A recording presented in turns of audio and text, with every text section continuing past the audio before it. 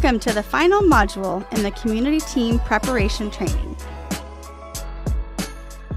In this module, we will discuss what to expect on your serve trip.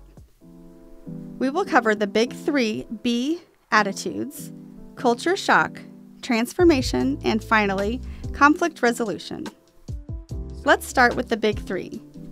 On your serve trip, you may be asked to do things you wouldn't normally do at home or see some things that may surprise you. Approaching things in a positive way can make all the difference. Focus on being appreciative, being a humble servant, and being a blessing. Nothing makes a more positive impression for Christ than people who are agreeable and cheerful and choose not to complain. People who say thank you, assume positive intent, and genuinely wish others well are imitating the life and ministry of Jesus. Being appreciative and noticing others is also important. Philippians 2:14 and 15 says, "Do everything without grumbling and arguing, so that you may become blameless and pure children of God without fault in a warped and crooked generation. Then you will shine among them like stars in the sky." Let's quickly explore the different types of complaining and how they might manifest while on a serve trip. Blatant complaining is the most obvious. This is a complaint that is overt and undisguised. It could be something as simple as, "It is unbearably hot without air conditioning. I don't know how these people survive." Sarcastic complaining may be disguised under the pretense of sarcasm. Something like, "Wow, I guess no one in this country ever complains about being cold," or, "I sure am glad it's only 98 degrees today." You see, there's a complaint of being hot in those statements without coming right out and saying it. The tone of your statements is what matters, and the underlying message is still clear. Finally, nonverbal complaints. These types of complaints are often initiated as an attempt to avoid complaining, but they are still obvious pronouncements about a situation. In our scenario, this might be flagrant fanning of oneself. Other nonverbal communication can include eye rolls, audible sighs, or crossed arms.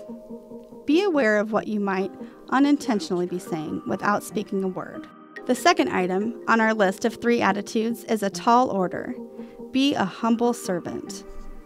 On serve trips, it's important to remember that we are guests invited to serve alongside the community.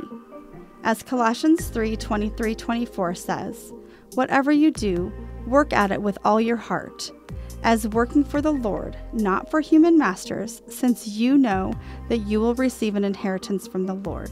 Many of us go on serve trips because we are doers. We see a problem, have great ideas, and want to fix it. However good that intention is, we must remember that being called to serve on this trip requires things of us beyond buying a plane ticket and attending training. It requires more of us, spiritually and emotionally, to take on roles and postures we aren't always used to assuming. Sometimes our good intentions can take us down the wrong path. If the answers were simple, chances are the problem would already be solved. There is an old business adage usually given as a piece of advice to new managers. Don't change anything in the first 3 months. It's sound advice. You can't possibly know the players in the company culture until you've worked within it for a while. The same is true for community development. Key leaders in communities where we partner have a better chance of leading lasting, sustainable change because they understand the needs, the resources, and the culture better than we do. Listen to your leaders. Listen to those you are serving, and listen for God. Listen without assuming that you know a better way. Try to be fat, faithful, available, and teachable. Be faithful in answering the call to serve with joy. Be available to listen and serve whenever needed. And be teachable when asked to do something new or in a new way. Our third attitude is be a blessing. Hebrews 13:2 tells us, "Do not forget to show hospitality to strangers, for by doing so, some people have shown hospitality to angels without knowing it." There are so many opportunities to be a blessing when you're on a serve trip. You can be a part of someone's story.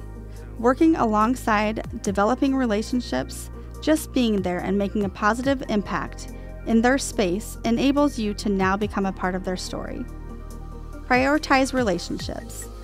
Blessing someone is often not about the task or physical item, but by taking the time to just be present. And lastly, allow others to bless you. Many times we get so caught up in serving others and doing the work that we forget that they may want to serve us as well. If someone asks to help you, let them. This is their way of expressing appreciation, and it is more important than getting the task done quickly.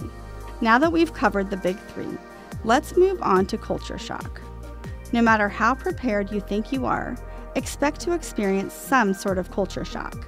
Your reaction may vary depending on a few factors, such as length of stay, tolerance for uncertainty, degree of difference between home and host culture, and expectations. Culture shock is normal, and everyone experiences it in some way. Not only are you learning about yourself, but you are also allowing yourself to become accustomed to this different environment. Some will go through it quickly with low levels of stress, while others can find it more difficult to adjust. Luckily, all members of the team have access to a valuable toolkit that will help reduce any negative emotional impact when on your serve trip. Among others, here are just a few of the tools to help with culture shock. While on the trip, participate in the daily debrief. You may discover that others are experiencing similar feelings and learn how they may be dealing with their own version of culture shock. Be sure that you are not just listening, but you are authentically sharing. You might be surprised how many others feel the same way you do. If you are not comfortable bringing something up during debrief, you can ask to have a one-on-one with your team leader. Prayer and journal time can also help you process your feelings. God is always listening and wants to guide us through difficult situations. It is not possible to bother God. God wants to hear our prayers. Next, let's discuss transformation. There are 4 basic phases of transformation. Most people will experience them in this order. Some may experience all phases and others may not. We're sharing these timelines in generalities, however, your experience may vary slightly. During the honeymoon phase, you're feeling euphoric. You're excited, stimulated, and in awe of your experiences. This phase generally happens anytime after making a commitment to the trip and for the first few days of the trip in country. The second phase is distress. The experience is no longer new. You have been separated from your familiar support system for several days, and you may be feeling alone and overwhelmed. This tends to be when culture shock has set in. Our third phase is emergence. You start to feel more comfortable as you rise out of the cloud of distress. You're beginning to feel like yourself again and appreciate where you are.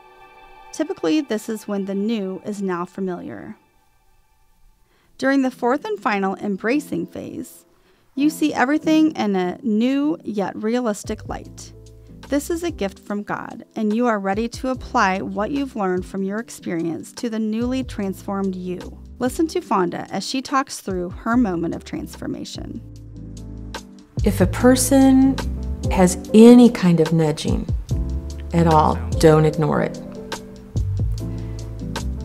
Be willing to take a leap of faith.